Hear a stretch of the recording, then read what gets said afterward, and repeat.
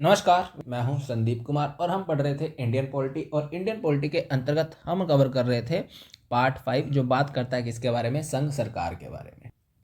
अब जानते हैं बिल से एक्ट या लॉ बनने की प्रक्रिया किस केस में, ऑर्डिनरी बिल के केस में है। ठीक है, तो पहले हाउस में देखो, बस ज़्यादा डिटेल में नहीं, बस ऊपर से ध्यान रख लेना कि फर्स्ट हाउस में क्या किया जाएगा। तो फर्स्ट हाउस में क्या किया जाएगा, 3 बार पढ़ा जाएगा बिल को। First reading, second reading and third reading. First reading में सिर्फ और सिर्फ क्या पढ़ा जाएगा, टाइटल पढ़ा जाएगा, ऑब्जेक्टिव पढ़ा जाएगा, कोई भी डिस्कशन नहीं होगा।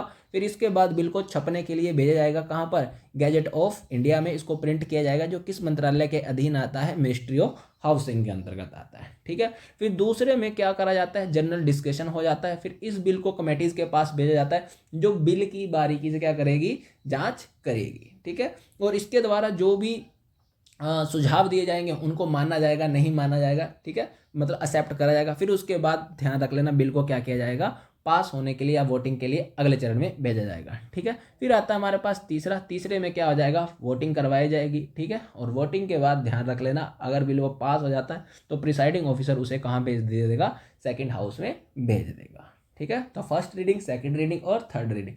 फर्स्ट रीडिंग में title and objective, second reading में डिस्कशन और कमेटीज के पास भेजा जाएगा। ठीक है, थर्ड रीडिंग में वोटिंग के लिए रखा जाएगा। वोटिंग के ऊपर अगर वो पास हो गया तो प्रिसाइडिंग ऑफिसर जो होगा उसको कहाँ भेज देगा, वो सेकंड हाउस में भेज देगा। और सेकंड हाउसेज में भी ध्यान रख लेना, सेम प्रोसेस फॉलो किए जाएंगे, वही first reading, second reading and third reading. ठीक है, लेकिन अब जब दूसरे हाउस के पास भेजा जाएगा तो यहाँ पर क्या बनेंगे, हमारे पास 4 केस बनेंगे। ठीक है, तो 4 केस क्या है, तो सबसे पहले बोला गया कि सेकंड हाउस।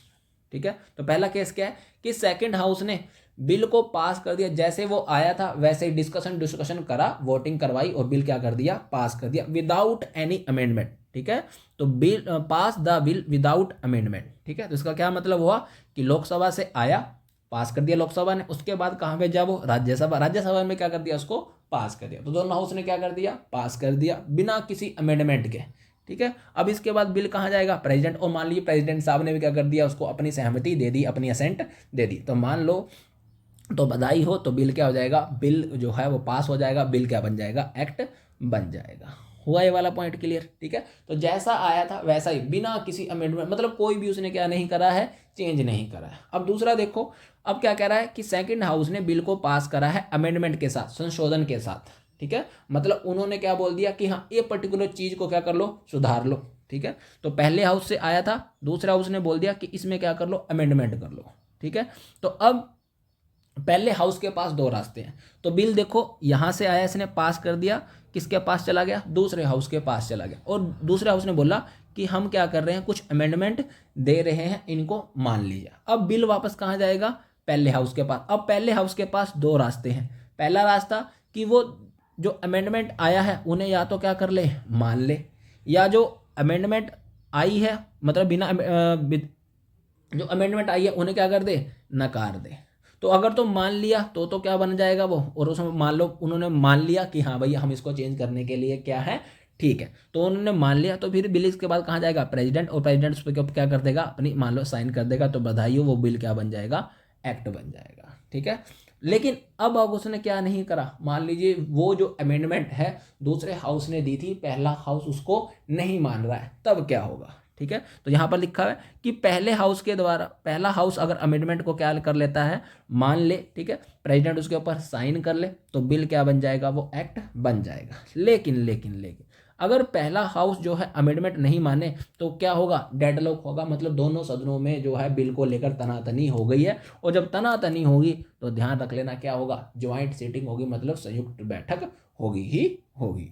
हो गया क्लियर। तो ये तब केस है कि अगर एक हाउस ने पास कर दिया और दूसरा हाउस क्या कर रहा है, अमेंडमेंट दे रहा है कि ये चेंज कर लीजिए, 2 ही रास्ते बचे हैं फिर पहले हाउस के पास, या तो वो मान ले या फिर नहीं मान ले। मान लिया तो कानून बन जाएगा, नहीं मानने का तो वो ध्यान रख लेना डेड लॉक का सिचुएशन आ जाएगा। डेड लॉक का जब सिचुएशन आ जाएगा तो ध्यान रख लेना क्या करनी पड़ेगी, संयुक्त बैठक करनी पड़ेगी।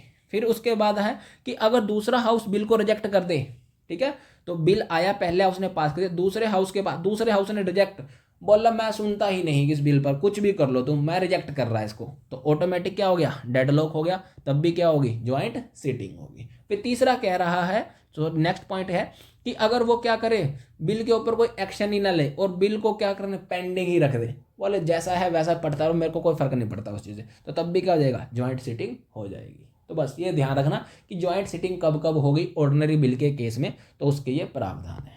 हो गया। तो देखो ज्वाइंट सिटिंग के बारे में संयुक्त बैठक के मामले में तो आर्टिकल 108 में लिखा गया है, प्रेसिडेंसी इन ऑर्डर, भाई कौन उसकी अध्यक्षता करेगा जब ज्वाइंट सीटिंग होगी, तो हमने पढ़ा था, स्पीकर पढ़ा था, जो मैंने भी आप लोगों को एमसीक्यू करवाए थे, तो यहाँ से क्वेश्चन आ रखा था वो, तो स्पीकर होगा, अगर स्पीकर नहीं है तो डिप्टी स्पीकर होगा, डिप्टी स्पीकर नहीं है फिर चेयरमैन आना चाहिए, नहीं चेयरमैन नहीं आएगा, फिर कौन आएगा, वाइस चेयरमैन आएगा। ठीक है। और बिल जो ये पास होगा किस मेजोरिटी से पास होगा, सिंपल मेजोरिटी से, मतलब साधारण बहुमत लगेगा। रूल एंड प्रोसीजर किसके फॉलो किए जाएंगे, लोकसभा के फॉलो किए जाएंगे। अब तक भारत में कितनी बार ज्वाइंट सीटिंग हुई है, तो 3 बार हुई है। कब कब हुई है, तो डोरी प्रोहिबिशन एक्ट 1960 में, बैंकिंग सर्विस कमीशन बिल 1977 में, और प्रिवेंशन ऑफ टेररिज्म बिल 2002 में। तो अब तक भारत में कितनी बार ही, ध्यान रखना, ज्वाइंट सीटिंग हुई है, तो 3 बार ही हुई है। और बाकी ये इसके सारे के सारे पॉइंट याद रखना। और ये हमने जाना है किस केस में जाना है, ये हमने मनी बिल के, सॉरी ऑर्डिनरी बिल के केस में, साधारण विधेयक के में जाना है। नेक्स्ट लेक्चर में जो हम पढ़ेंगे वो पढ़ेंगे मनी बिल के बारे में।